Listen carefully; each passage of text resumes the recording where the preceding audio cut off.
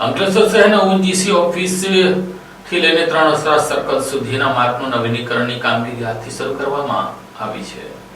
અંકલેશ્વર શહેરની મધ્યમાંથી પસાર થતા મુખ્ય માર્ગના નવીનીકરણની કામગીરી અંતે શરૂ થઈ હતી। અગાઉ માર્ગ અને મકાન વિભાગ હસ્તક હતો, પરંતુ તાજેતરમાં અંકલેશ્વર નગરપાલિકાએ પોતાના હસ્તક લઈ લીધો હતો। અત્યંત ચર્ચાસ્પદ બની રહેલી અંકલેશ્વરની ઓએનજીસીથી ભરૂચી નાકા વચ્ચેનું મુખ્ય માર્ગનું નવીનીકરણ કમોસમી વરસાદના અડચણને કારણે ખોરંભે પડ્યું હતું। પરિણામે દિવાળીના તહેવાર દરમિયાન અંકલેશ્વરના નગરજનોએ ખખડધજ બની ગયેલા આ માર્ગને કારણે ભારે હાલાકી ભોગવવી પડી હતી। જોકે વરસાદે વિરામ લેતા અંકલેશ્વર નગરપાલિકાના સત્તાધીશોએ આજથી આ હાટસમા માર્ગના નવીનીકરણની કામગીરીનો પ્રારંભ કર્યો હતો। અંદાજે ₹5.50 કરોડના ખર્ચે તૈયાર થનારા માર્ગનું કામ ખોરંભે પડતા પાલિકાના સત્તાધીશો ઉપર ભારે માછલા ધોવાયા હતા। દરમિયાન આજથી આ મુખ્ય માર્ગની કામગીરી શરૂ થતા સ્થાનિક નગરજનોનો રોષ સમ્યો હતો। અંકલેશ્વર નગરપાલિકાના પ્રમુખ લલિતાબેન રાજપુરોહિત, કારોબારી અધ્યક્ષ નિલેશ પટેલ તેમજ ચીફ ઓફિસર કેશવ કોલડિયાએ માર્ગના નિર્માણ કાર્યોનું નિરીક્ષણ કર્યું હતું। ઓએનજીસીથી 3 રસ્તા અને 3 રસ્તાથી ભરૂચી નાકા જે શહેરનો મુખ્ય માર્ગ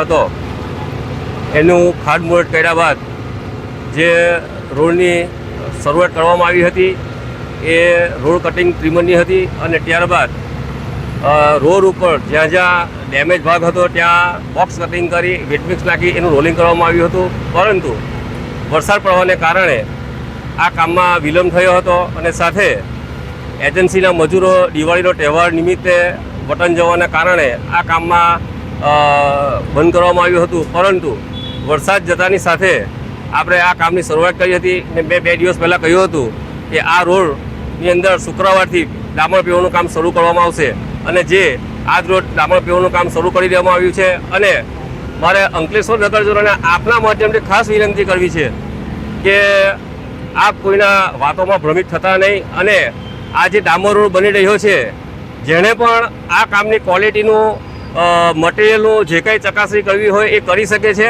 અને આ રોડ અંકલેશ્વર નગરજનોને હું અંકલેશ્વર નગરપાલિકાના કારોબારીના ચેરમેન તરીકે એક નૈતિક જવાબદારી સ્વીકારીને હું એવું કહેવા માગું છું કે આ રોડ સંપૂર્ણ ગુણવત્તાવાળો બનવાનો છે અને આવનારા દિવસોમાં 3 વર્ષ સુધી આ રોડને કોઈપણ પ્રકારનું નુકસાન થશે તો એ એજન્સીની જવાબદારી છે એ અમે અંદર ક્લોઝ રાખ્યો છે અને આ કામની શરૂઆત થઈ ગઈ છે અને આવનારા થોડા દિવસમાં જ આ મુખ્ય રોડનું કામ પૂર્ણ કરવામાં આવશે।